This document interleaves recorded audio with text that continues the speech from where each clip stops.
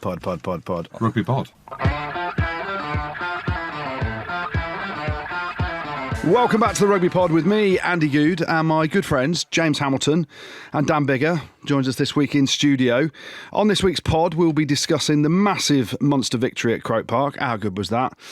Sarries dominating Sale. Yeah. A few boys playing touch out there. We might talk about that later.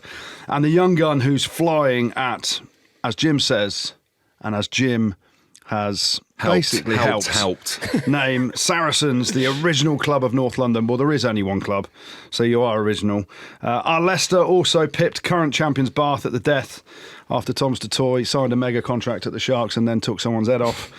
So we'll be going through all of this and more. Yes, sir. And if that isn't enough to get the juices flowing, we'll also be looking at the Irish and English Autumn Nations squads and asking if they're strong enough to take on the might of the battle-hardened Spring. No, I'm not talking about the Springboks. The Southern Hemisphere teams. So anyway, you know the drill. Ladies and gentlemen, boys and girls, there are kids listening. Hello. Settle back and enjoy, and make sure you're subscribed on Spotify. This episode is presented by Ford and the new Ford Ranger plug-in hybrid, which actually delivers more power and torque than the Ranger 3-litre V6 diesel. When you need to pull, climb or haul, that extra muscle is going to make a difference. It's like stepping onto the pitch with more grunt, more force and more control than anyone else. The new Ford Ranger plug-in hybrid. More power, just in case. Order before the end of December and get a free home charger included. Search Ford Ranger plug-in hybrid or visit ford.co.uk for more information. Right, no messing around, lads. Let's start with that performance at Croke Park. How good? No small talk this morning. No, straight into business. So much to talk about. You don't want to Andrew. hear about the twins' birthday party with 36 girls. No, don't want to hear it. No, nor do I. Hyperextending my knee, playing paddle. No, Big's been in Disneyland. Disneyland. Nobody wants to hear about that. No one wants to hear us moan about family life, no? Well, you're on Instagram, it looked amazing. Look at me. How tired was I? Like, the profile of your children compared to mine, it is literally, we could be on a different planet. Why? You've got this cake perfectly made. They're in a cinema screen that's been booked out every man's cinema. No expense spared, whereas Maxi's shoes and trainers are talking to him. Like, they're that fucked, they're that ripped open that they're flapping at the front. I'm like, there's the girls in the Louis Vuittons and the dresses and the custom-made cakes. Yeah, they're just spoiled, right? right? None of that's me, though, is it? Let's be honest. No, very true. It's very just, true. I'm paying for it, but I don't choose it. But anyway. Yeah, straight into some ruggers. Ruggers it is. Munster, how good. So good. Well, it's funny, like, before the game, and I won't name someone, but one of the lads has messaged me going, there's a decent bet on here. Leinster are going to hose Munster. Just clarify, not a player. Goodey, not a player, no. An ex-player. We should also say on the group chat, I put, and I'm happy to put my name to it, Leinster by... No one read it. 30. It got messed. It got missed in the memes and the gifs. I had Leinster by 20. 20. There you I had go. Leinster by 20. I'm not sure the bookies had it at 14. 14. And so this is why this good friend of mine said, let's lump on this, because Leinster will win by a lot more than 14. And I obviously was too busy with the kids over the weekend, so I didn't get back. Thank God I didn't go back to him. Could have paid for the party. I'd have lumped. I'd have absolutely lumped if he says. But anyway, one great man, predicted it the other way around. Zeebs, big Simon Zebo. Yeah, there's a prediction, then there's a Jim Hamilton Simon Zebo prediction. Scotland are winning the Six Nations. Yeah. You say that every year, and Zeebs is the same as me. Yeah. In the hope that it actually happens. But it was unbelievable from Munster to a man. Physical, defensively, smashing Leinster. Leinster were off the pace for them. A few of them making their first appearance of the season. And a load of knock-ons, loads of un-Leinster things happened to them. But because Munster was so efficient, hard-working, the desire was way more coming out the red jersey than the blue jersey, I thought. And, you look at Tyke Byrne, it was his first game, and a lot of people were like, the Leinster boys, they're a bit rusty. Well, it was Tyke Byrne's first game, and he was silly good. Munster were phenomenal, and Leinster were missing a couple, but so were Munster. No Craig Casey, but in his place... Ethan Cotland played ridiculously well, didn't he? For me, it was like a test match that on Saturday, wasn't it? In terms of 51,000 or 52,000 in Croke Park, they sold it really well as well. Before they had sort of Prendergast and Crowley in terms of going head to head, almost like the O'Gara Sexton build up, posters all around sort of Dublin and things. And I think that's important that you embrace that and you use that to sort of promote the game. And I think that's what Irish Rugby have done a really good job of, taking games to the Aviva Stadium, to Croke Park. Well, they had to play them at the Aviva because the RDS has been redone. Yeah, but in terms of just how they're selling the game and embracing. Well, for context, interestingly, so there's 51,000 there. There was 80,000 at it last time they played that game at Croke Park. Yeah, so 30,000. That was towards the end of the later in the season. Yeah.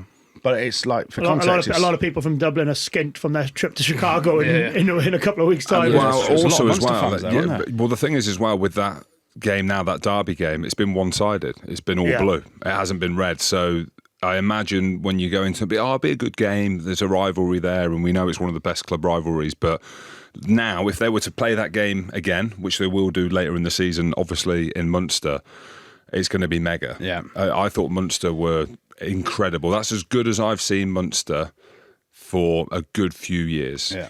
And Jack Crowley was leading the charge, wasn't he? So his, like Big said, the whole build-up between Prendergast against Crowley. You know, you go back to last season when Crowley was rested for the game at Thomond Park between Leinster and Munster, and Prendergast went down there and played well. Not long just before the Six Nations, I think it was over the Christmas period. But then that battle, and Prendergast, let's be honest, he was lucky he was picked in the team, I think, to start off with, because Harry Byrne played so well the week before. But Crowley won that battle hands down. That was a statement performance from him. Man of the match. He was trying things. Not everything came off, but the kick for Farrell's try, the little chip over, his footwork, his game management, the crossfield kicks, and not all of them worked. There was some that were charged down. Defensively, he was outstanding, just leading his team around the park, and he was outstanding. And now there's a lot of pressure going to be on Andy Farrell to pick Jack Crowley at 10 for the All Blacks game. I think right now you have to pick him for that. I think off the back of that, what it stood out, I watched the game on Saturday evening, and for me, that was a test match 10 performance. That wasn't a club level performance from an outside half. That was a test match 10 performance. When your team has got 65% possession against you, 69% territory against you, that's when you need your big players, and there's two players who are head and shoulders above everybody else on the weekend, was Jack Crowley and Tadhg Beirne. But in terms of, like you said, Goody, the Leinster, all Leinster want to do is come and get you with line speed. They want to put pressure on all of your passes. So what Jack Crowley did in terms of, he used his boot effectively. Yes, like you said, not all of them came off, but he turned them, obviously for the try. And it didn't give Leinster the opportunity to smash and get momentum and build into the game. And conversely, Munster almost allowed Leinster to have all the possession, and when you've got someone as good as Tadhg Beirne on your side, who just making turnover after turnover, choke tackle, forcing knock-ons, Leinster not quite at it. I thought it was a brilliant test match performance from Jack Crowley, and I saw a stat. There was a stat of 587 kicking metres made. Sorry, it was 803 from Munster compared to 336. Jim, what's the difference? It's a lot, I think. I don't know when it but comes it just goes to show that that's kind of like, and I think your point about pressure on Andy Farrell is that's how you win test matches, because you don't win test matches by having all the ball all the time and everything your own way. You have to roll your sleeves up, just sort of get stuck in and just manage a game. And I thought Jack Crowley was absolutely magnificent on the weekend. Yeah, for me, watching Munster, and it wasn't an unexpected performance, and listening to Clayton McMillan after the match and going back and forth with Bernard Jackman, they looked like the Munster of old. I know there was a load of emotional drivers for them around Anthony Foley and the anniversary of his passing. But there's also been a change of guard there as well. Conor Murray, Peter O'Mahony retiring, and we've been in teams, right? We've been them players in teams as well, where you're one of the older players, you have an opinion, you have a voice, and sometimes that can be damaging to a team. I'm not saying that I'm not saying that is the case. I don't know enough about Munster, but we know that there were dynamic issues within the squad with Graham Wigsville. Yep. Is no longer a Roundtree. It's Graham San Wantry now. Yeah, it is. It's San Wantry. It is. I can say that. But clearly there was an issue, right? The dynamics within the squad. And you look at what Clayton McMillan's done and chatting to Bernard Jackman as well. In this pre-season, right, they had them doing boxing, running hills, swimming, like old school training. Who doesn't do that? Well, they don't do that anymore. Now it's about like games, isn't it? Conditioning games. It's all like rugby-based stuff. Yeah. What he's done, and you could see with the defence that you saw, you were like, where the fuck has that come from? But he's stripped it right back, and stripping it right back is going back to the old school, getting on the hills, getting in the pool like it's hard, but most lads can't swim. You know what I mean? And doing boxing and these things which are of an old school. He's a Kiwi. Not a glamorous Kiwi either from Waikato Chiefs. Yeah, well, it wasn't a glamorous. Well, there was parts of it that were glamorous, but what won them the game was that doggedness in defence, how they competed for ball. Well, he actually said, didn't he? He said what made the difference was the uncoachable things. So desire, effort, work rate that he can't coach. He's just like asking for. And that's, when you see Zebo afterwards doing his posh Dublin voice and you look at the grafters and the gnarly farmers and all that stuff from Munster, the difference when you've got desire like that, and yes, it's only one game, but it was a statement victory by Munster, led by Macmillan, going old school, stripping it back to their roots. And, there was the emotion about Anthony Foley, which was huge. But also, the whole performance was summed up by Tadhg, how he played. I thought Gleeson at 8 was outstanding until he came off injured as well. And they just seemed to want it more. They were more physical, which will hurt Leinster. But actually, when you listen to what Leo said afterwards, he actually said it'd be quite a good lesson for us, I think. So, tip of the slipper to Munster. That was a warrior-like performance from Jack Crowley, everything that he's been through, but just how controlled, how measured he was. And then on the flip side of that, you looked at Sam Prendergast's body language. Mate, he went after Gavin Coombs at the yellow card at the end. Did you see he grabbed him? Yeah, well, I did enjoy them interactions, but I wonder how they will manage him, because you can't put him in against the All Blacks now with that coming out of that performance. Like everything, and you lads know, being 10, it's off the back of that. And look, this Ireland team, as it stands, there's only 2 Munster players in that starting 23 will be in Chicago. There might be a couple more that have been called Farrell's up now. just been called up as well. Yeah. Exactly. So, all right, so 3 added to that. But, one of them is Jack Crowley. Yeah. And he took the ball by the horns and literally was the foundations, as well as the physicality, that underpin that performance from Munster. I don't think you can start Prendergast. You have him obviously in the squad, but you got to earn your stripes and you got to pick on form. And without a shadow of a doubt, Jack Crowley at the start of this season has been outstanding. And you go back to, I'm not going on about Zeebs the whole time because I love Zeebs, but what he said around this Ireland squad, he said it's not picked on form, this Ireland squad. It's picked on certain reputations and things like that, which I understand. Yeah. But that's the thing. That's the Andy Farrell point. He'll do what he thinks is right, and he lives and dies by what goes on. And his track record is exemplary. If he thinks it's right in a system to pick Prendergast with Jameson Gibson Park, because ultimately these next 4 games for Ireland are about securing the top 4 seeding for the World Cup draw. Right, you've got to be in the top 4 seeding to get number 1 in one of the groups, which is massively important. So that's all he's thinking about, and how he does that by hook or by crook. And there's complaints that there was only 1 uncapped player in the squad, and there's it's an aging squad. But Faz, in my opinion, you've got to pick Jack Crowley. No question about it. Consistency breeds success, and success breeds consistency, doesn't it? So this Ireland team over the last, going back before Andy Farrell was in charge, in terms of Joe Schmidt, and we're winning, have won Grand Slams, series in New Zealand, championships, got to number 1 in the world. So in terms of this autumn, I don't think there's a need to change anything, because you make a really good point, Goody. The World Cup rankings and the draw is on the 3rd of December just after the autumn international. So you go all in and secure that. Now the question is what you do after that. I think is the really interesting for Irish rugby is, like you said, everything that they've won, everything we've just mentioned, wins in Australia, they're always brilliant in the autumn, number 1, slams, championships, everyone waxing lyrical about how well they play. But this same team can't get past a quarter-final in a World Cup. So the answer is why can't they? Blame Johnny Sexton. He's gone now. But you know what I mean? So we just wax lyrical about everything that this team has done under Joe Schmidt, under Andy Farrell, etc.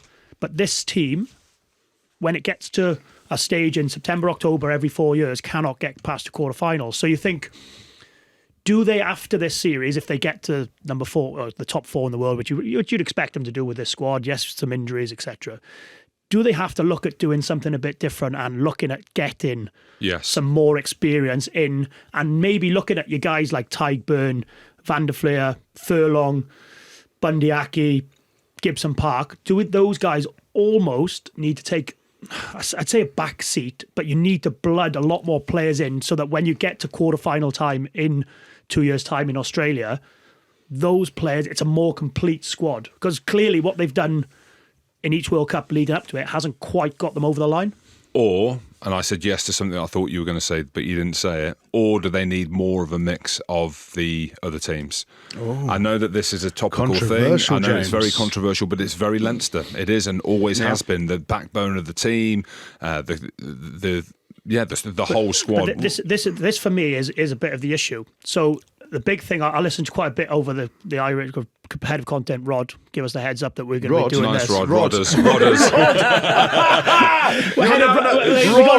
There's another head of content, Rod. There you go. You're just known as Rod now. Rodders. And I listened to Doesn't quite a even few. know your name, mate. It doesn't even know your name. Robert, I'm very sorry. That's all right. I listened to quite a few bits on Irish rugby, and the big concern for Irish supporters, pundits, players, etc., are positions 1, 7, 9, and 13. And you say about Leinster, it's very Leinster orientated. But you name me after Andrew Porter, Van der Fleer, Gibson Park, and Gary Ringrose. Give me some real, credible, world-class options you can slot in there. But you don't know at the minute, do you? Because they've been that's given what I'm the saying. seat, haven't they? So it's it's not like there's people in Munster, Ulster absolutely banging the door down saying, I think there's a couple in Leinster's under 15s that they'll pick first as well. Yeah, like Michael Milne, for example, who was brilliant at the weekend. Yeah. Not really heard much about him. Is not going to get that opportunity in the current thinking that they have. Can you imagine being the Munster front row at the weekend, right? So the Ireland squad's been selected and you've got 6 Leinster front rowers in the Ireland squad and Zip from Munster. So you rage in pre-match, right? The point, I suppose, is you look at, let's just go with, if we say Porter, Sheehan, Furlong, James Ryan, Tyburn, Van der Fleer, Doris is the starting 8.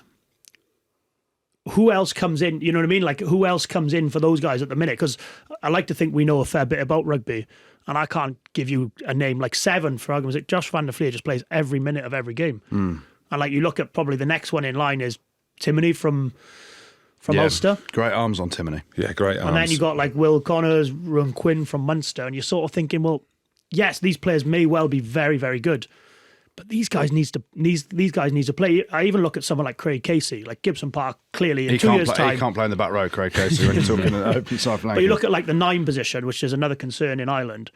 Losing Conor Murray. What Conor Murray gave you off the bench for those last couple of years was guaranteed. You know that he can do it. World class operator. Whether it was for 15 minutes, 5 minutes, 10 minutes. When you look at someone like Craig Casey coming in now, he's got 20 caps, but a lot of his caps would be against, with all due respect, your Georgias, your Portugals, and the 15, 20 minutes he's got is against your South Africas and things, and you can't judge a player like that. So you almost don't know your second choice 9 at the minute. Is he actually internationally good enough? So I think that's the problem for Ireland moving forward, but it's what they choose to, and what Andy Farrell chooses to do with it. So where you say Ireland don't have the depth, and it's a problem, because they've got such strength with that starting team. Yeah. You look at Leinster's problem, they've got so many players to choose from, they don't know who to pick half the time. And that's an issue where you've got the opposite issue for Ireland, because you haven't bred anyone else through the other provinces. But Leinster have got so many boys to pick from. And Leo Cullen always talks about different teams have got this squad next week that could prepare for that game. And when you've got too many choices, it's a hard thing as well, right? So the balance is, between winning games, picking your best team, developing, all that stuff is so hard. It's impossible for us to sit here and criticise Irish, because they've been at the top of the game for the last 10, 12, 15 years. So they've done an incredible job at developing that. Now, where they look like at the minute, they look like, I'd still back them. They've still got one of the strongest 23s you can put out in the autumn. Yeah. They're probably still going to have one of the strongest 23s you can put out at a Rugby World Cup in 2 years' time, just about. Now, the question is, you'd think a lot of those players will probably be thinking about, finishing up after the World Cup internationally. So it's where do they go from there, and what do they choose to do to get it right at the World Cup, first of all, because they need to get past this squad, for everything it's achieved, has to get past the quarterfinal. So it's a question of what do they do leading up to the World Cup? Do they rotate players a little bit more after this autumn? And then it's what do they do post-World Cup in terms of bringing players through and creating more depth. But, Ireland, you look at how they play, their stats, what they've done, it's just incredible. And they've set the bar in so many areas. They've got a brilliant coaching setup, brilliant players. It's just what's the next step for Ireland to really progress in that stage? Is there a danger that Ireland are going to come into this game in Chicago undercooked? Yes. But if you go based on Leinster's performance, not Ty Burns, but though. not Ty Burns, so and that's where you've got to look at it. You've got to be like, well, how, why, and we won't know until they get there. Is it better to be playing Test matches when you've had a decent run like the All Blacks will have had? But then the All Blacks won't have played for 3 or 4 weeks, will they? Yeah, but but cohesively, they've been together. Like No, these, I know what you mean. Yeah, these Like lads these haven't been lads- together in months. But also they haven't played. So they've all played maximum 1-2 games and going into the All Blacks game. So like Gibson Park played his first game, didn't he, at the weekend? Porter came off the bench. There's not... Dan Sheehan's had a little bit of rugby, but not masses. Ty Burns first start. Jack Conan, late withdrawal. Bundy Aki. Like you start talking about those names, there ain't a massive amount of minutes behind them. So there is a danger for them, I think, to come in like undercooked. There is a danger, but isn't this what we've been saying about Irish rugby for the last so many years? How well they get looked after and how well they seem to hit the ground running, and it doesn't matter if they're playing, the All Blacks or Munster. And that's not even talking about that tax break they get back at the end of their career either, is it? They get looked after, those boys. Do you know what I mean? Like that's something we said, how well they get looked after and how little rugby they play, which is why they perform so well on. So like I think it's one of those where it depends what side of the fence you sit on. If you're on Ty Bird's argument, you say, well, no, he looks absolutely ready to go and looks as if he hasn't stopped since the Lions. A couple of the Leinster boys maybe look like they need maybe a couple more minutes, but I'm sure by the time they get into camp, the thing is, well, that Ireland squad, and we've said that consistency breeds success, and the familiarity of it is that it'll be like a club environment when they go in there. It's a little bit like what we had with Wales for that sort of 10-year period. It almost didn't feel like an international environment. It felt like, because it was pretty much the same 23 every week, every Six Nations, every autumn. We knew each other's game plans. We knew each other's sort of schedule. So I'd imagine those boys will come into camp and get picked up to speed pretty quickly. And it's the All Blacks in Chicago. Like History of that. the Soldier Field Stadium. Yeah. I mean, if you ain't getting up for they're going to get up for it. I was going to say, if you ain't getting up for that, they'll be up for it. They'll be wearing a few of those T-shirts, Jim, as well. I think. Will. Those boys, if they win on Saturday night, they'll be having those on. Yes. Chicago. Well, on the T-shirt, I love Chicago. We're going to be in Chicago next Thursday. Can you believe it, Andrew? I'm for so a live excited. show. I bet you are thirsty. No, you're not. No, you're not. But we're going to be with Geordie Murphy, former Ireland and Ulster back row, and friend of the show, Bernard Chapman. And we've got a New York show the night before. Oh, I'm so How excited. good does that sound? How cool is that? So we're going to be in Chicago on Thursday. We're going to be in New York on Wednesday the night before. So for those of you that haven't got a ticket and want to come, even if you want to fly over, if you love the Rugby Pod that much, you can go bag that airways via Frankfurt. I think that's where I'm going to get there. Yeah, expenses. Rob, where's Frankfurt? Do you know? Rob's head of expenses now Let's as just well. see. Let's see. For Rob, where is Frankfurt? Where is Frankfurt? Belgium. Germany. Nearly. That's as Germany. good. That's as good. Are you joking? I was thinking Nearly Are Belgium. the you same. absolutely joking? You didn't know that? No, somebody that was a doesn't know, genuine mate. answer. He's what's the furthest you've been? Oh, you went to Australia, didn't you, for a week? Yeah. Absolutely. But anyway, you can get the tickets on Eventbrite. So just search the Rugby Pod on there and check out the socials. There's a few tickets left for Chicago. I thought New York was sold out. Pass. As we don't know. Well, But that's funnily the enough, t-shirt. I had a message last week. So we put something out on social media about Chicago. Guess who said he's out there and wants to come to the live show? Wait, well, I've had a few messages myself. You tell me. Give me a hint. I'm good at guessing. A random one who I have given plenty of stick on this podcast to over time. Carl Dixon. Yeah. Oh, really? Well, no, he's reffing over there. There you He's go. like, I'm out there if you want me to come. Yeah, I'm like, mate, if you I come- love the Tops referees off. are good lads. They Tops get off. absolutely Chops off. rinsed. They get absolutely rinsed, but they're good for it, aren't they? They're a good bunch. They are. Yeah. So You know, you talk about our live shows and I say I'm thirsty. yes, And my mum and dad came over on the weekend for the twins' birthday. were they horrified with seeing Mum was you? like, you know, were you in Bahrain the other week? I was like, yeah. She goes, did you drink as much as... I was like, no, Mum, it's just a front. It was quiet, Mum. We're in It's bed early. just a front. No, as in the way it's gone on at the front. I've never seen anything like it. But we are coming in hot. Next week. I'm so excited. England squad got announced late last night. Great squad. Do you think? Yeah, who's missing?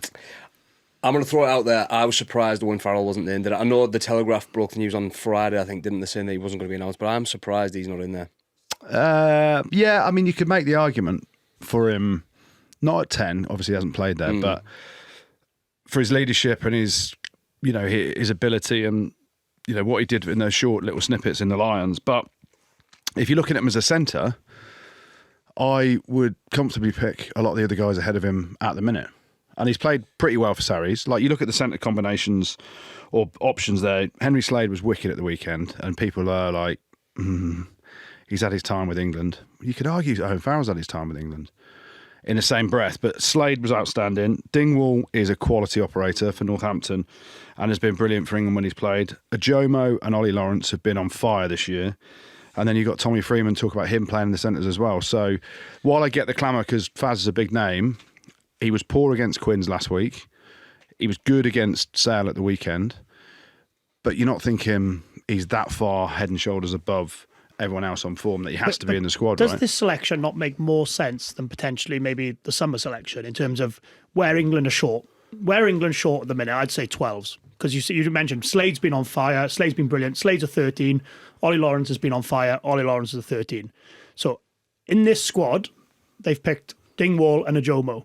I think Dingwall is brilliant. Played with him. Lawrence can play 12. He's played a lot of 12 but as well. His best position is what? 13.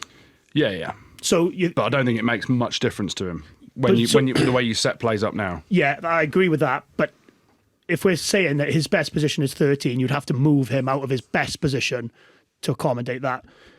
Ajomo, I think, is brilliant. Love how he plays for Bath. Love how he's got the options. I'd pick him straight away to start.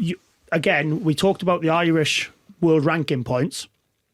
I think this is the autumn where you do not take any chances on potentially, but you've still got 2 more Six Nations, another autumn campaign, a summer tour, whatever that happens with the global seat, etc.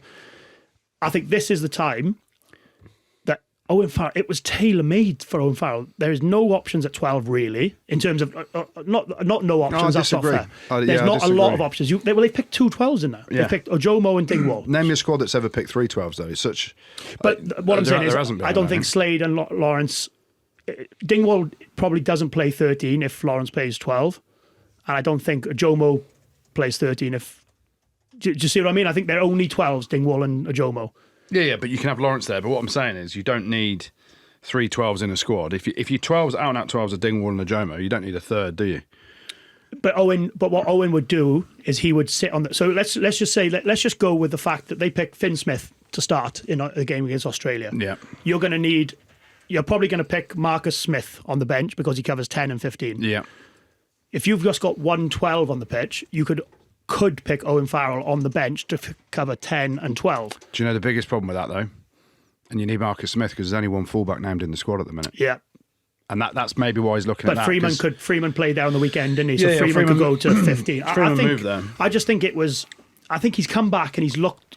Yeah, I agree. He wasn't anywhere near his best last week against Quins. But I just think he's looked fit. He's looked hungry. He's looked confident. He's looked back to a little bit more of the Owen Farrell in that Saracens environment. And I just think this campaign in particular, like the big talk about the summer was we want Owen Farrell in there for his leadership and his experience. Well, you want to get top 4 in the world, same as Ireland do, to make sure that you give yourself the best draw in 2 years' time. You get your best players, most experienced players in there now, and then you think, okay, well, maybe Owen doesn't come into the Six Nations or the summer, whatever. Yeah. I just think it's a big gamble when they've picked 6 wingers.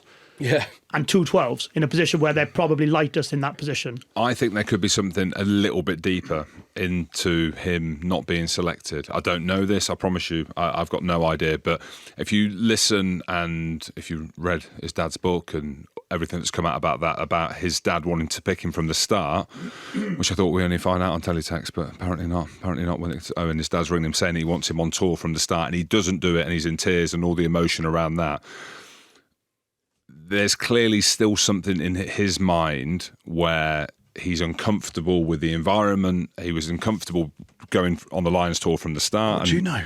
No, I'm just because it all started from England. All of this fallout with Owen Farrell started from England, being captain, walking away after the World Cup, being booed by the fans. There was rumours that there was dynamic issues within the squad.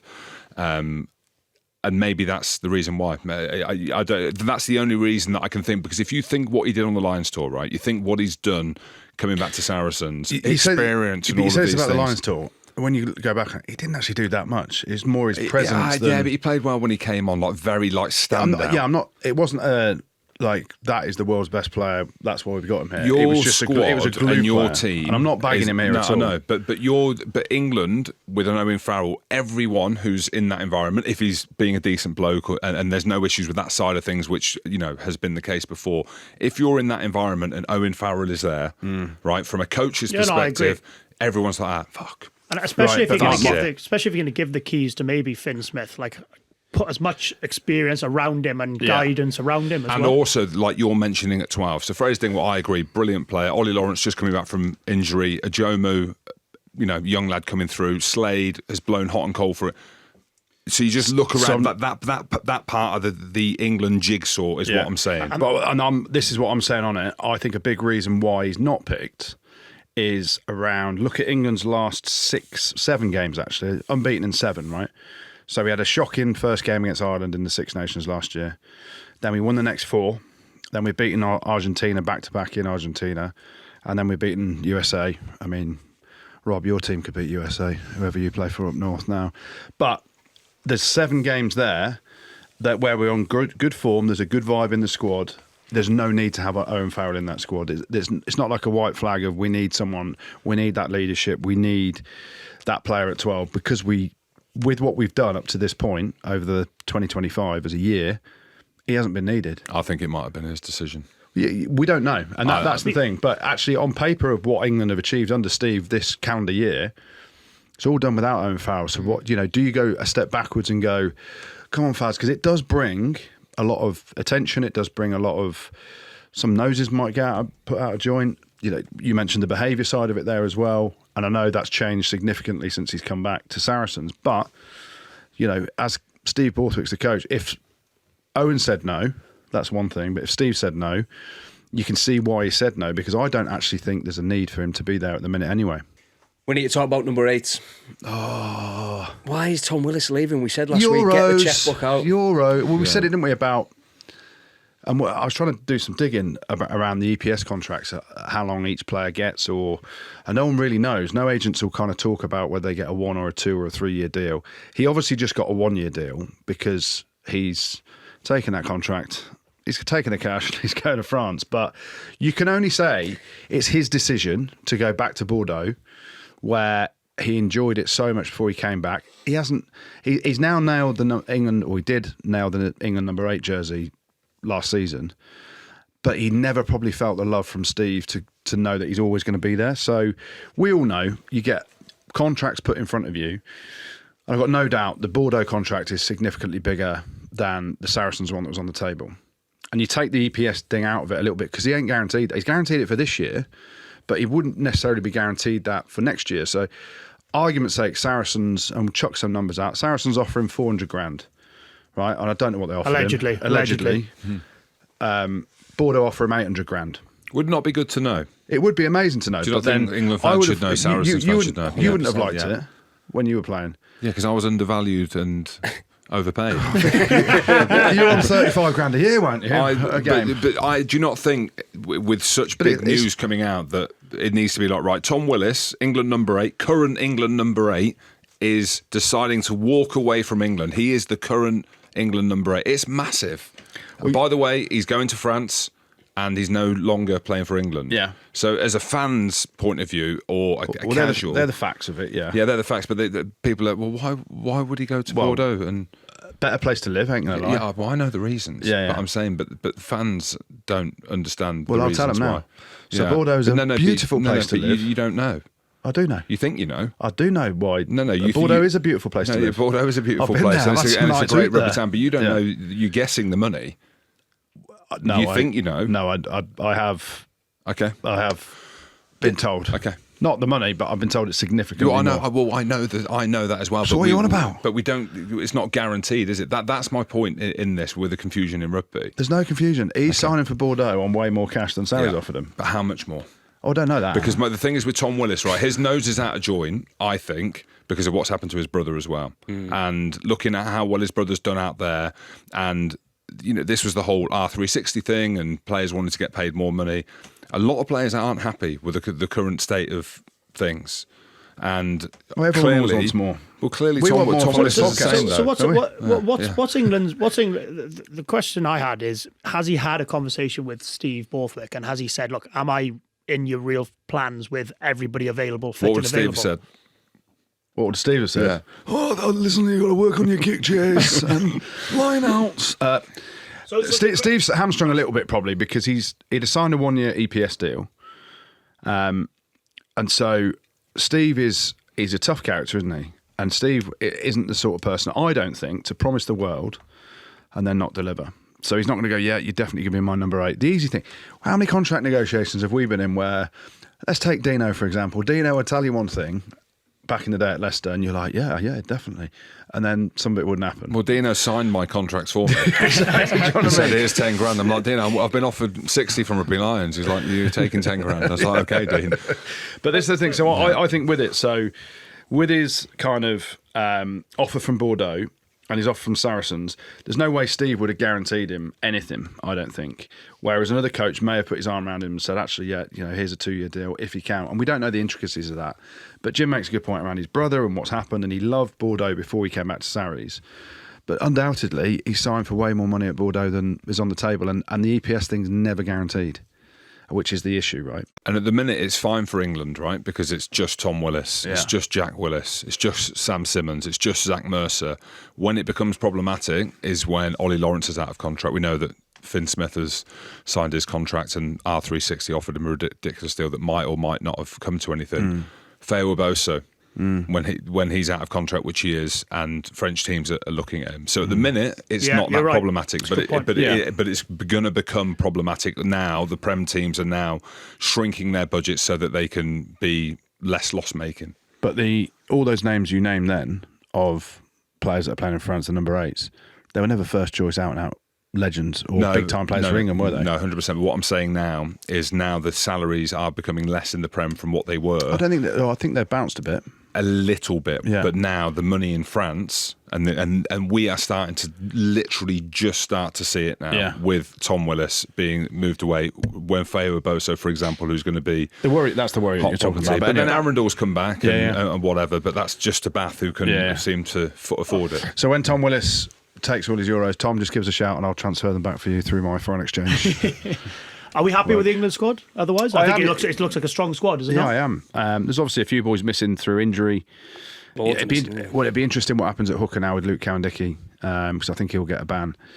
And then He was going round fucking monster. Mate, when he ran over Fergus Burke, my word. But fair play to Burke, he tried to get up and go again in the same motion. He was, so I don't know what I mean. There was a few not weird. There was a few yellow, red cards that. Yeah, they just looked It's a bit a mess at different the minute, around a few different. Yeah, But- they've obviously been told now to go more. I don't know. Just let them off. But yeah, back to the England squad. The only worry is fullback.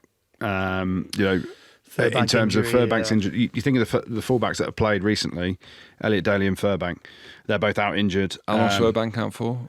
Undisclosed, I think. I think he's done a little bit of a problem with his calf, bit of an overload injury, so that could be a week, 2 weeks, 5 weeks. Who knows? I don't think, apart from Owen Farrell and the whole Tom Willis thing now, I don't think there's anyone there you can say you can make a massive argument why they should be in the squad. He's picked Arundel, he's picked Radwan, back row he's picked. There's chat around who's going to play 8 now. So you've got China Cunningham South, you've got Ben Earl, you've got Henry Pollock as 3 different options. I think it's a balanced squad.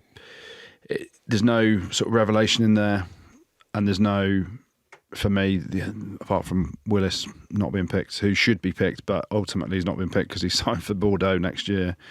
But he does still take his EPS contract all year, which is interesting. What do you do with George Ford? George Ford's been picked. in a similar-ish category to Owen Farrell. Well, you tell him to start tackling first because he's played touch again at the weekend.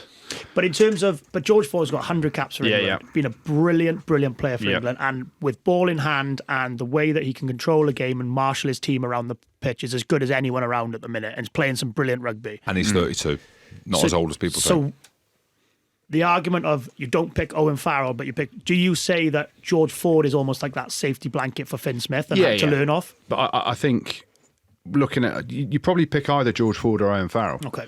I think you back Finn Smith. The issue at fullback means that Marcus Smith's probably got to be in the 23, or you go George Ford on the bench and you're saying Freeman's covering fullback if you start Freddie Stewart. So you need two options there, right? So I mean, George Ford again, wonderful front foot. He was quiet at the weekend. A few good bits to start off with. He'd have been some player to have a good game at 10 on the weekend after 42 minutes. But if you look at it, defensively, he's a liability. And I said something the other week, and so many people have come back to me and gone, "Yeah, you're right. Everyone's been saying it." He's playing touch again at the weekend, right? Finn Smith is our starting 10. And we had the debate a couple of weeks ago, didn't we? But now you've seen Finn Smith go 2 games for Northampton, and he's the Finn Smith of last year. Yep, looks good. In form, looks good. And then it's a balance of the bench. You could argue, and it will come down to whether Marcus covers 15 and 10, or you put George Ford covering 10, and then you have an extra back there with Freeman covering fullback. Because Freddie Stewart's obviously the only out-and-out fullback that's in the squad at the minute. So George Ford's got a place in the squad. Yep. And I'd probably say if Finn Smith goes down, you start George Ford, but you say to George Ford before the game, get your head in the spokes. Just have a dig. There's a lot of touch going on. I don't remember, we played against it, and he was international level. I don't remember many examples of. I know you said a couple of examples in maybe his later day, but when I played against him, he was never the best defensively because of maybe his size and things. But he put himself about and put himself in the way. Do you know what I mean? I know the couple of examples that we've seen maybe over the last couple of weeks. But can I throw something out there? Yeah. Which might sound ridiculous. Oh. Noah Caluori at 15.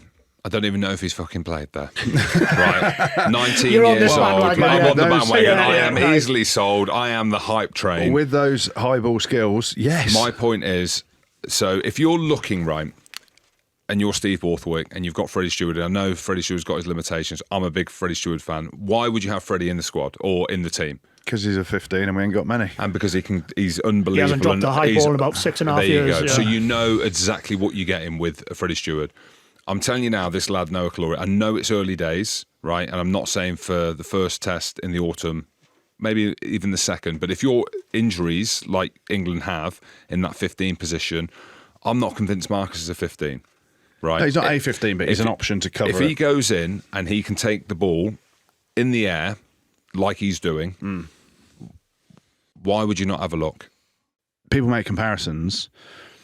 Israel Folau used to be the best high ball merchant crossfield kick taker in the world above his head. Noah Caluori from the weekend is a super skill that I don't think many other players have got in the world. You listen to Mark McCall, you listen to the coaches who have worked with some unbelievable players, right? Some world-class players in that Saracens team, England players. Jim Hamilton. Myself as well under the high ball. I just came off the head, right? They've not seen a lad like this under the high ball. And then you throw into the mix the athletic capabilities that he's got. I know it's a big shout. It's a big shout. Speed, power. Do you know what I liked about him is that even though his athletic ability allows him to be incredibly good, there's so many players that I've played with or against who have had, maybe not quite as good athletic ability as him, but just the will to go and compete for the ball and the drive and the determination to win it. People don't realise how hard that skill is. Well, Biggs, you were unbelievable at that. We briefed that off air, didn't we? Yeah, we did. We said It's unbelievable.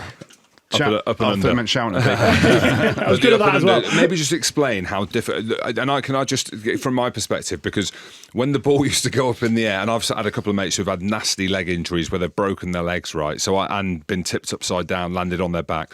I think in all the skills that you can have in rugby, some are skill based. That clearly is, but how much is that bravery? See, for me, I think it's clearly if you're him, you're going to have a huge advantage on other people, especially with the new rules about the blocking, and you can't get in the way and protect the catcher. So he's just got a free run onto the kick. So he's going to have the ability to get above somebody if the kick's accurate. But for me, that's what I was so impressed with him on Saturday was that it was his determination to put himself up there, to get in and compete for the ball 50-50 in the air, to win it in the air, and have the attitude to win it. Because, like I said, that was something I was half decent at. And it wasn't because I was athletically good, because I was as poor as anybody in terms of Nah, you weren't. maybe Goodey would have been above or below me. You can look at both of us and Rob. You can look at Rob as well. Yeah, just look at Rob.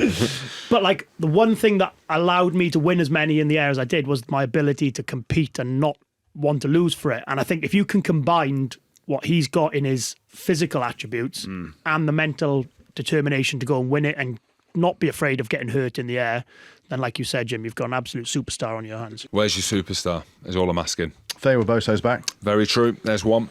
Come on. Arundel. Yeah. Yep. Ollie Lawrence. Okay. Mitchell. Finn Smith. Cool. You right? No. I'm nodding. Yes. Genji. But I'm saying if England want to be a top 1-2 Henry Pollock. team in the world, Henry Pollocks. we forgot about him as well. We were big on him as well. Pin this episode. We got a great squad. Yeah, I agree. I think the Fourth England will. squad is very strong. Yeah, 4 from 4 over the autumn. Just don't know which 4.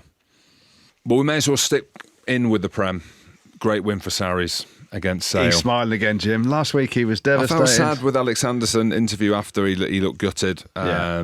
But he's been in a position like that before. When he was at Sarries, when we went on to win it, we got pumped by Wasps. Yeah. To win by 60 odd points. But You were skipper, weren't you, that day? I wasn't. I should have been. I was vice captain. But yeah, it was 65 points to 14. Yeah. I mean, there were some unbelievable scores at the weekend, but yeah, they took a hammering. Starman, obviously, we spoke about Noah Caluori. 5 tries, 144 metres, 7 defenders beaten, 5 clean breaks. George Ford touched him 3 times. Should have gone down. It's not fair, is it? When you're playing touch and lads are playing full contact.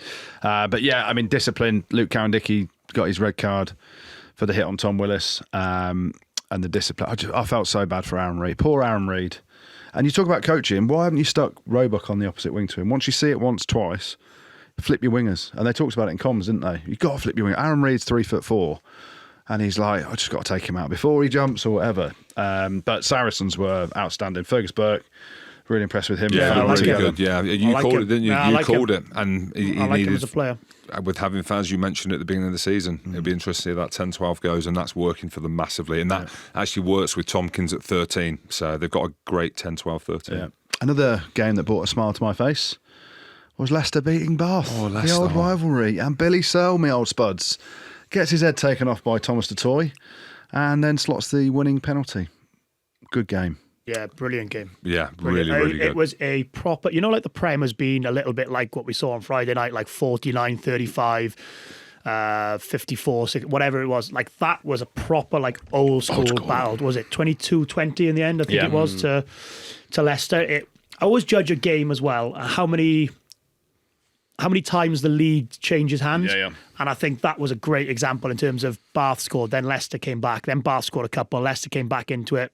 Finn Russell knocks a penalty over, and then last play of the game, Searle knocks over a brilliant kick under some serious pressure. And I just thought it was a brilliant occasion. Obviously, Lewis Moody being there, everything on at half time as well was really special. Almost felt like rugby was the sideshow in a sense, wasn't it? But it really did feel like that was an old school rivalry, old school game of rugby. I actually really enjoyed that Saturday afternoon. Scrum was interesting. Nicky Smith got the better of Will Stewart. Yeah, Ben Kay, I love Ben Kay, right? But to give James O'Connor MOM I was going to off say the back that. of Nicky Smith winning about 5 scrum penalties. That's why he's angry, because he's Welsh. That's why he's angry. No, I thought Nicky Smith was excellent. Yeah, he's been a great signing for Leicester. Finn showed some of the touches from Finn. Ridiculous. Like ball around the back. He's just off-lays. comfortable at the minute. He's just on fire. But then he missed a couple of kicks, which when you lose a game by 2 points is bad. But not bad. It's not his fault. Blame him. Always blame the kicker when you Always blame the kicker, Goode, yeah. But then actually Bath stopped playing in that. They got the lead and then they just stopped playing the second half. And I don't know whether it was Leicester being gnarly and more physical. Bath made a load of errors, but they actually stopped playing their brand of rugby, which they played in the first half, which got them into the lead. So they'll be a bit frustrated, but a massive win for Leicester, because if you lose that, you're down there. Played 4-1-1. Well, it shows it's a big win, a big momentum shifter. And it shows you that Leicester are going to be competing this year. And I wasn't sure. James O'Connor coming in. I'm still a little bit like, how are they in the same league as your Sarries, Bath, Saints, early doors? No. But I think I agree with you. That was an important win to keep that belief going in their squad. Yeah, I think they are. I haven't seen that the weekend, and just Well, some this of the weekend- stuff that Jeff said as well, and like the old school mindset. It's easy to say. I agree with you about James O'Connor not being man of the match, but it kind of just works out. Like But he's a focal tiny point, isn't he? player. And he gives what he does. What I think it's been a really clever signing, because he gives a little bit of confidence and belief to others around him in a squad which has lost your Ben Youngs, your Dan Coles, your guys like that. Pollard. So Pollard, so like bringing sometimes a big name and a guy with a big reputation is his reputation's worth almost more than what he does with the ball in hand. He knows his way around. And I think he knows his way around the pitch. He knows how to handle it. And I think he will have brought a great deal of belief and thinking, right, this guy's played so many times for the Wallabies. Maybe just don't go on a Saturday night out in Leicester with him. I just hope that his dog stays alive for the whole time he's at Leicester. He seems to love that thing, and I love dogs. We got the dog instead of drinking, didn't he? So he'll be fine. Over to your second favourite team, James. Quins doing Quinsy things again. Oh my Quins. Absolutely smoked. Henry Slade on fire, 23 points, a couple of tries for him. Ikitau and Tom Hooper. 2 Aussies come and rescued the Exeter boys. Oh my Quins. How embarrassing. Quins were lucky to come second, weren't they? Oh, they were lucky to come second yesterday. They didn't want to be there. For me, I was really impressed with Exeter. Ethan Roots, you mentioned some players there, boom. but look, again, you listen to the coaches speak after. They've had a hard look at themselves in pre-season, and from the coaches and the players, and they've been lacking DNA and identity for the last 2 or 3 seasons, like they absolutely have.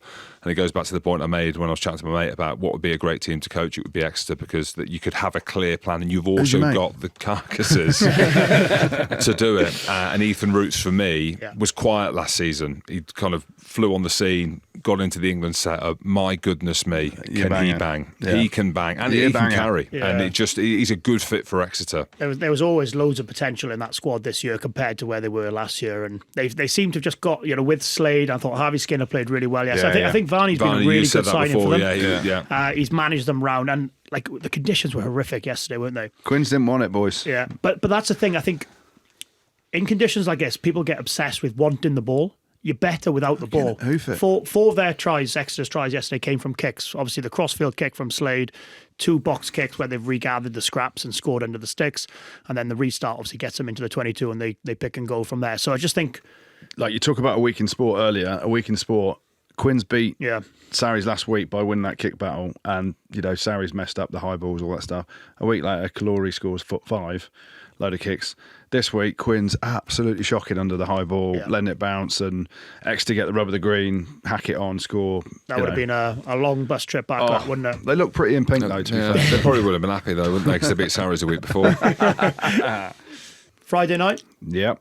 King's Home, Gloucester, Bristol. Tri-fest. Ridiculous. It was a hell of a game, wasn't it? Hell of a game up until the about 70th minute, and then Bristol just went bang, bang, 2 quick tries to kill it. But back and forth, it was a great game, I thought. Yeah, Bristol are brilliant to watch, aren't they? They really are. I'm just convinced. I can't see either of those teams being able to win the Premiership playing like that. No, and I think it's brilliant to watch. Certainly not Gloucester played 4 lost for. But you know what I mean? Like, I just don't know if, like, I looked at like Gloucester's defence, and obviously they've conceded like an average of 37 points per game. And like, I don't care how good your attack is, if you're conceding that many points per game. Like, you look at like Bath have conceded, well, they conceded 22, 16, 17, Sarries 14, 17, 20, Sale before the weekend, obviously 64, 5, 16, 10. So like, that's how you win championships. Yeah. That's how you win titles. Gloucester and Bristol are conceding a lot at the other end, but their attack, and when you put the two of them together, it was a brilliant spectacle, wasn't it? Sam Worsley at 10. I mentioned him last week, didn't I? Sam Worsley at 10 was wicked. Come off the hour, come off the man. The young man. Yeah. So big shout out to him. Ravuvu and Bill Matter, box office, when they won it. Oh, my box office. There you go. When they won it. Would they have wanted it in Exeter yesterday? I don't know. Bill Matter might have. I'm not sure about Ravuvu in the sideways rain, but they wanted it on Friday. Yeah. They'd be a great team to coach, Bristol. They're just lacking something, aren't they? Well, they had a bit of dog in the driving line-outs. Gabe O'Gray gets 2 tries. The first couple of weeks they looked really good up front with the pick and goes and the driving line-out, but I'm still looking at the pack. I'm like, Yeah, they've got like dogs, like Fitzharding, who has been brilliant for them the whole time he's been there. Great line for the try. Yeah, Stephen Luatua, who's still How old going. is he? 60? Is he 60? He Yeah. is old. He is old, but he's done a job for them. Very right? good job. And they've got some good players in the pack. But I just think for them to level up, Mate, they're there. They've had. Imagine the injuries they've had this year. They played 4, won 3. they got lost 1. Genji as well. Genji weren't They're playing. in the mix, boys. Yeah.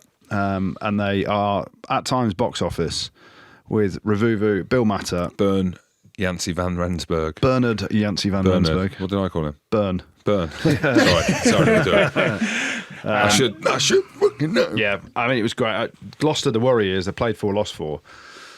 And the conceding points, like you said, Biggs, it's going up and up and up. So 27 in round 1, 37 round 2, 38 round 3, 49 round 4. Who they got this week?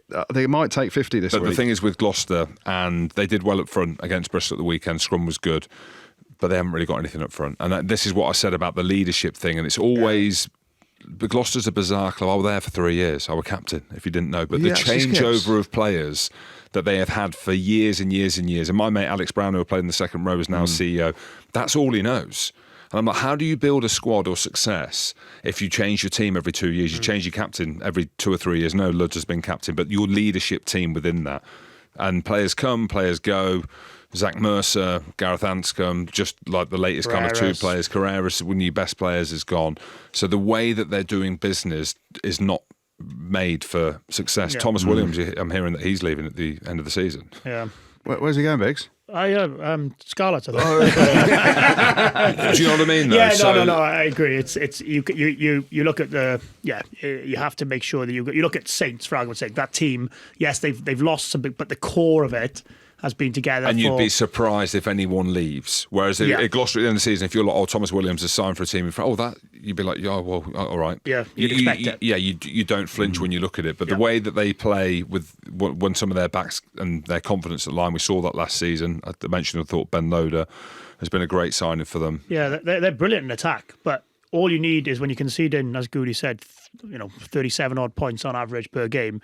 All you need is your attack to be 10% down, and you're going to come up short. So big problems for Gloucester, but they'll maybe fancy themselves this week. I don't know. I Extra can't see away. No. Be tough. And this is the only thing that keeps Rod happy over there. Because Newcastle have played 4, lost 4. Lost on Friday night again, but it was an improved performance, wasn't it? It was better, but then I realised that they were down to 14 men for 20 minutes, as were Sarries. So I think the answer is that we just have to play against 14 men every week. And still lose. Yeah, close.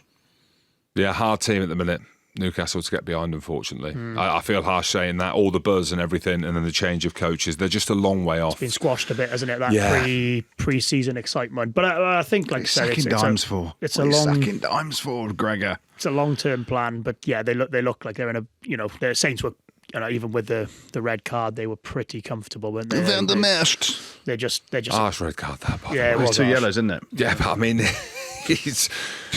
Where's he supposed to go? Yeah, I didn't know where. Yeah, anyway, Ben at the but hips. they just look a good team, don't they? Saints, young, hungry, just well joined drilled. up, just Yeah, like everything, just settled. And I think what was good is that they went down to 14 men, and the game was in the balance a little bit, wasn't it? But where they're so well drilled, again, they'll have had plays where if they lose a man to a red card, yellow card, whatever, they'll have had plays where they come back to the short side designed for, if we get a yellow card, we do this play. If an opposition go down to a yellow or red card, there's plays to go the same way to beat them around the corner and things. And they just it didn't look like a panic, it didn't look like a stress, and just a well-drilled side. Alex Coles, good try. Running like a giraffe. Yeah, we were going back and forth on the group chat about Alex Coles. Mitchell and Finn Smith ran the show at 9 and 10 as well. Yeah, just good team. Be a Good team. belting game this weekend. Franklin's Gardens, Friday night. Sarries. Yeah, all the England players will be missing now, I think. I think they're back, are they not? Are they? No one knows. Rugby. Yeah, no one knows. We're asking questions, but no one really knows. I'm pretty sure it's only Monday, Tuesday they're camping. Well, for Yeah, the but I fans, don't we'll think tell them that both teams are fully loaded, so we can just help sell a just few more watch it. tickets. Everyone's playing. I think as well, Saints, just a quick one on Saints, the fixture list has been quite kind to Saints in terms of obviously they played Newcastle, they had Gloucester, they had Exeter at home. I know they threw that away a little bit. Drew that one, didn't they? Leicester. So if you're going to pick probably 4 of the teams to get yourself up and running, and what what the rest of the Prem probably don't want is Saints in a flow, in some nice sort of rhythm. It's like if they'd have played maybe Sale, Sarries, And Bath in the first three, they probably don't get that same role and momentum, and they can blow teams away quickly. So I think the fixture list has been kind, and they're going to be a really tough team to stop with some momentum now. Late drama at Connacht. Late drama. They weren't late drama. Lads are getting the nuts grabbed and everything. People were getting sent off. It's He wasn't chaos. happy, was he? He was not happy. He wasn't happy. No No one could see it in that far side though, because what's happening with the stand there? Well, that's a new ground. wicked. It looks wicked. Well, I When's just it open? they don't want the South Africans in. I don't know. That's what they're saying. Just doesn't work. Yeah, but late drama. Yeah, Who's grabbing the balls now? Someone's grabbing someone's balls and then they're punching and getting sent off. So I don't know. The South African the balls are grabbing balls. Yeah, balls are grabbing balls. But poor old Sean Norton, who had the conversion to win the game after Matt Hansen scored the try, injured himself. He's out the Ireland squad. Yeah. But you'd have played at the sports ground. It was called. I don't even know what it's called now. You'd have faked an injury before that kick. Mate, 100%. that kick Not is- a chance. Well, of he got taking two that. chances. Yeah. He had two chances. I think he could have had 20. I don't think it would have been dropping over. The wind is just horrific now. Yeah. You felt for him because obviously the first conversion he gets charged early, it just misses. Second one he has another go. He learned to fake an injury at the sports ground. Pull when your it one was out a the kick. back, the old back one. You know that one you did for the penalty. But Bulls were good again. They were shocking the week before, the Bulls over at Ulster, but they got their win. Talking about South African teams, James. What Jim, is happening shocking. to yours? Jim, Shocking. Enlighten us, please. 13 Springboks playing for the Sharks. Mapimpi and Vinnie Cock. What have they got beef against Mike Lowry for?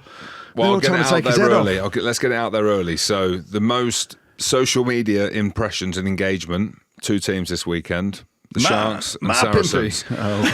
So they won that part of it. Sure. They won. I promise you. They didn't win much else on Saturday, They Jim. didn't I'll be win honest. much else. Oh, mate, fair, but they've won the social media. Well done. Yeah, Jim, what they is have. going on there, Oh, though? why are you looking at me? I don't know. Goody played for them. I played for the under-21s, and I have a shirt, and I'm a fan of the Sharks. Were you Something's coached not by right. Sean Everett?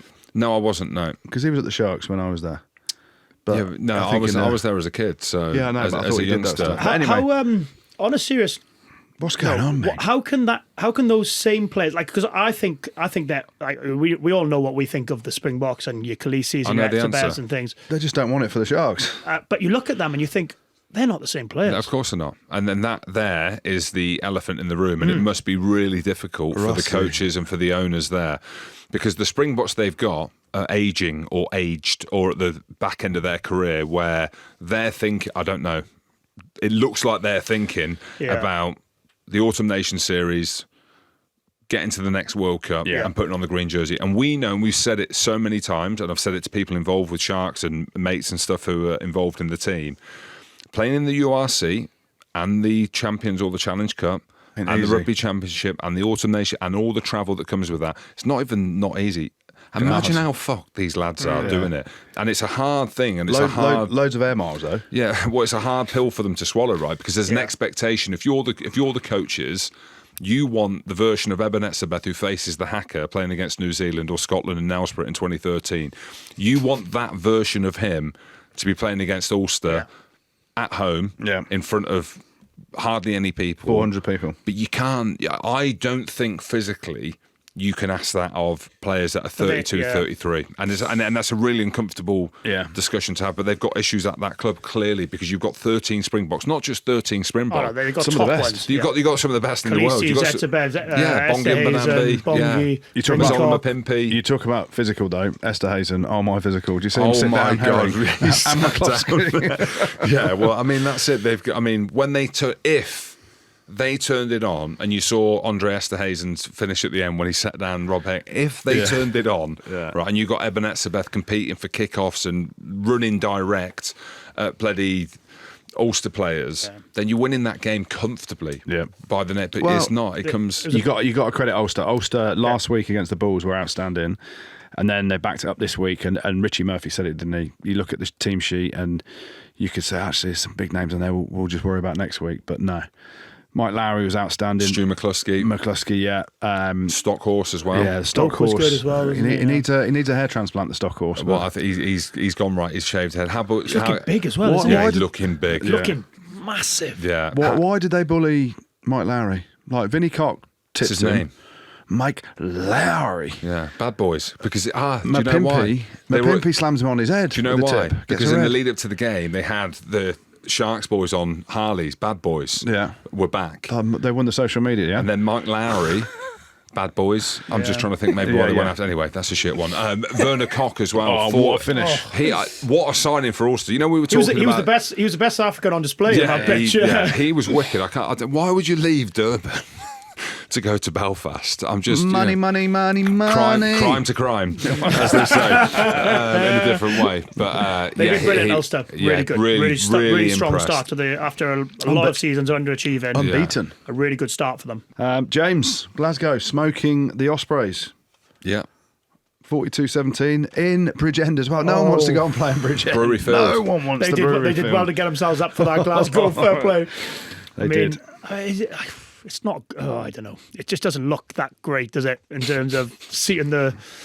Did they have the truck pitch, out again behind the goal? No, the truck wasn't out. I don't think. I watched so much. I couldn't bring myself to watch that one. Yeah, they're not bringing the truck out there. They haven't got the bodies to. They were good, Glasgow. Again, a lot of changes, but what they did, they put some. Tuipulotu played and Hastings played, so they had a good sort of core of the team who played, and they just marshalled the way around, and they were well deserved. I have to say this, and I've said it before, just one line on Ospreys. I'm gutted to say it. In my mind, the Ospreys was Richard Hibbart, the two Joneses, Alan Wynne-Jones, Hooky boy. Ian Evans, shouldn't have been a Lion, but Tipperick, Lydia.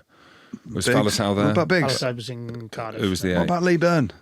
8 Tia Yeah. or Ryan Jones, Jonathan Thomas. Ryan Jones. It's that Reece Webb, yourself. I just have this vision of Ospreys, and I look at them now, and I'd say they're maybe one of the saddest stories in Northern Hemisphere rugby, the demise. Yeah. Well, that with Wasp and Worcester. Yeah, loads. there's a few. There's too many. But in my mind, Ospreys, to look where they're going now and to get 42 points put on you at home in front of 4 people is a no truck. Mate, it's harsh. It's harsh. Anyway, moving on. In front of 4 people, no truck. Jim, we're never going to Bridgend. I'm my happy to go to days. Bridgend. I'm in the process of making a jersey from Neath. I like Welsh just to There make we money. go. I'm trying to capitalise on it. Nice. Up in Edinburgh. I couldn't even watch it. I watched the first half because you were there, and I wanted to see if Edinburgh could turn it around. How bad were Any good Benetton? at presenting? I really enjoyed it. Oh, Actually, did you? yeah. But we were talking about the thank you. presenting for Premier Sports. I'm there for it. I said text you, Yeah. and said Wilson, chaos. Yeah. But it's good. You were doing mate, a bit. My first presenting gig. And Yeah. it was a real shit game. Baba Benetton. They were shocking. Yeah. I watched the first half, and I was like, right, Bristol's, Gloucester, here we go. It I'm was going all woeful in. for Benetton. Obviously, Edinburgh did well. Made a change at 9 and 10. Darcy Graham's got something about him. Like, he hurt his knee. He's a fucking dog. Man. Yeah, hurt his knee. He is a and he good was like, player. no, I'm staying on. He Can was he actually do it, saying, Bob? I'm staying off. He wanted to come off, but then grafted through, scored a try. Enough said about that game, the better, because Edinburgh did well, but Benetton were embarrassing. Good win for a Welsh team. Cardiff had a good win. Cardiff are going well. Yeah. Yeah. I think they're 3rd or 4th, are they in the league? Third, I think. 3rd, I think. Yeah. Callum Sheedy again is 4th. Fourth. Sorry. I think they're 3 from 4, 4 from 5, are they? Who's the coach 3 from now? 4. 3 for 4. So Van Zyl is the gaffer or interim gaffer at the minute. Yeah. Boys seem to like him in terms of he's got a bit that the balance quite. He's sort of got a good balance to him in terms of being serious and reining them in a little bit and making them work hard. But they look quite a settled team as well. Matt Sherritt must have been holding them back, you know.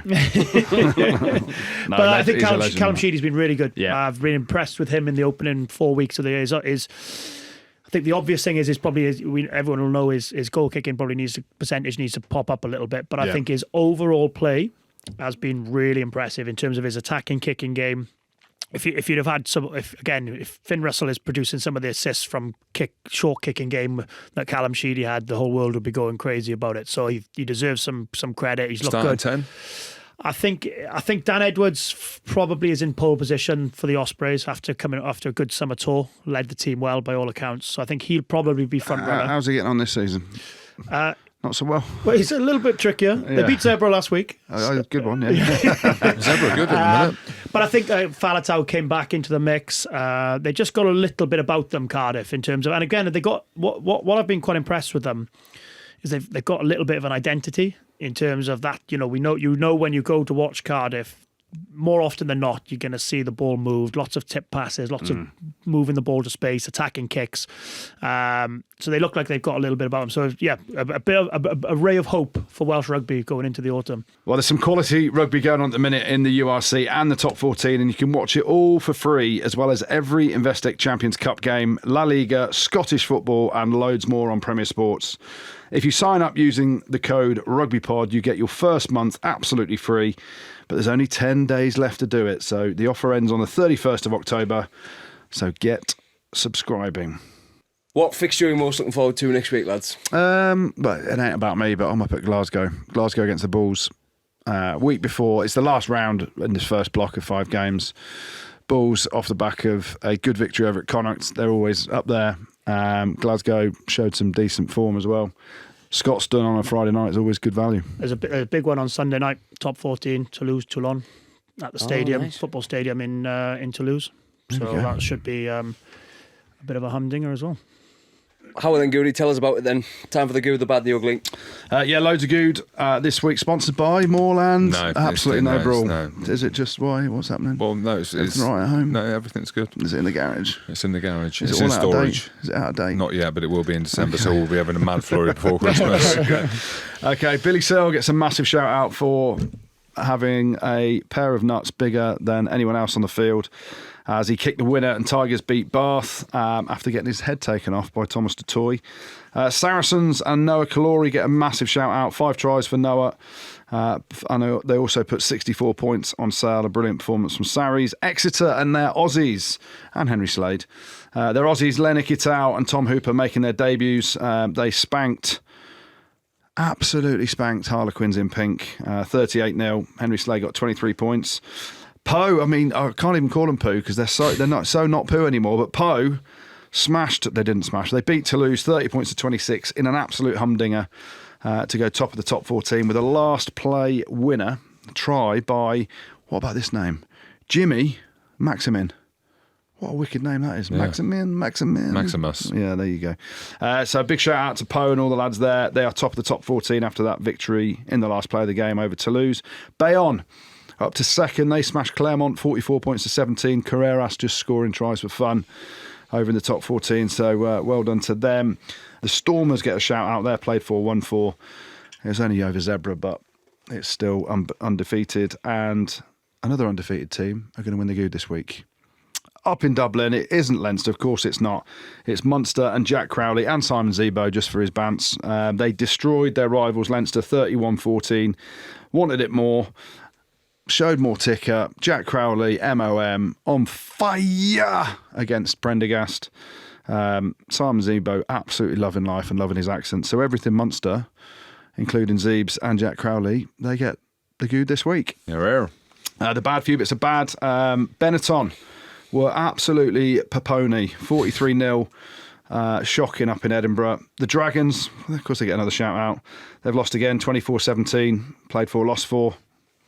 The Sharks were woeful and ill-disciplined. At home. They weren't woeful, they were ill-disciplined. And they bullied Mike Lowry. So they get a shout in the bad. Leinster get a shout in the bad, trounced at home and out-muscled and out-desired by their nearest and dearest. But the bad this week goes to Quins. So Quinsy. They were so Quinsy. 38-0 in their pink shirts. Didn't want it. It's like they didn't want to be there. So Quins get the bad this week. And then the ugly. 2 bits of ugly. Luke Dickey. His head smash on Tom Willis. I think he's going to get a bit of a ban for that. But the ugly this week goes to Makazolo Pimpy. For his tip tackle and sticking Mike Lowry back on his head. Red card, shocking tackle. And that's why Pimpy wins the ugly this week. Couple of shout-outs to finish, lads. Yeah, got a big shout out to Marcus at Orkney RFC. I'm up there next. Are we there? We all just you? Depends what the budget is. Double your budget, lads. I'll come as well. Yeah, well, I'm definitely going to be there in the summer, but it's not about me. It's about Marcus, who broke his leg badly at the weekend. So they were winning. They were playing unbelievably well. And then the game had to be abandoned. So he broke his leg 10 years ago. But the club game up there is reliant on players like Marcus. And it's a big shout out to you. Hopefully you've had it fixed. I don't even know if there's a hospital on Orkney. Do you get it fixed there, or do you just put it in the ocean, the North Sea, and hope that the cold therapy fixes it? Swim. Anyway, big shout out to you, mate, and everyone up in Orkney. A massive shout out as well to Liam O'Keefe, who listens every week. Liam broke his neck 10 years ago playing for his local club, St Mary's RFC in Bristol, and have been supported by the Injured Players Foundation to get back to a happy life whilst in his wheelchair. Today, he leaves to fly to Tanzania to do an assisted climb up Mount Kilimanjaro in an adapted wheelchair with friends and family to raise money and awareness for the charity that have helped him out so much. If you'd like to donate to Liam's cause, head to GiveStar and search Uhuru Saints. That's UHURU Saints. I mean, what an unbelievable thing to do in a wheelchair, having broken your neck playing rugby, to then go and raise money for the Injured Players Foundation, who looked after you and helped you out in a wheelchair up Kilimanjaro. What a legend. Yeah. What a legend Liam O'Keefe is. Big shout out. Also got a big shout out to Ewan and all the Marl Minis up in Troon. Troon, how you doing, pal? Which means how you doing, pal? Especially the brilliant volunteers keeping the next generation of players going. So great work, team. How you doing? And if any of them know anyone at Royal Troon, just invite me up to play golf. I'll go. Yeah, that's a great shout. Good. What's Royal Troon? It's a wicked golf course. Oh, is it? Yeah, not for. I'll drive a buggy. And finally, guys, just a big shout out to our mate Ben John, also known as the rugby trainer. Yes, Actually, sir. went to school with Ben John, and Why has he got two first names? yes, good question. I find that weird. Went to school with Ben and played And with John? Ben. And John? And John, Ben and John played with Ben at the Ospreys. He's doing some class stuff on socials. He's been nominated for TikTok Creator of the Year in the sports category. So if you're on TikTok, make sure to vote for Ben. What about our slug hands? Surely he's doing our TikTok, is he? Yeah, you're doing our TikTok, Slugs. Yeah, he's not. vote for slugs as well. Yeah. I'll vote for Ben and Slugs. Big thank you to everyone. I'll vote for everyone out there. Vote for Rod. What about Rod, head of content? Yeah, and creation. And head of expenses. Yeah. That's the worst crack I've ever had. Rod, you're known as Rod for life now. That's it. That is it. Cheers, boys. Cheers, everyone. Thanks again to all the listeners. As always, subscribe. Slogans, we're on TikTok, aren't we? We're flying on there. We're on YouTube. We're on Instagram. We don't touch X these days, do we? With the rugby pod? We do. We're nodding. Yeah, there's stuff going out there as well. We got a website as well, haven't we? Yeah, we've got a Gmail. We've got a Gmail as well. We've got everything. We're rugbypod.com, which is a big deal. Have a quiet week this week. Have a quiet week. Because next week is Mahousa. No, for you it is. Oh, I'm so excited. Yeah, I have to be fair. Can I say I'm thirsty? Yes. New York, Chicago. I've got a couple of bullets to shoot. And, Can you go back to back with me? I don't know yet. Let's see how we go night one. There we go. There we go. Cheers, lads. Rugby Spot. Spotted pod.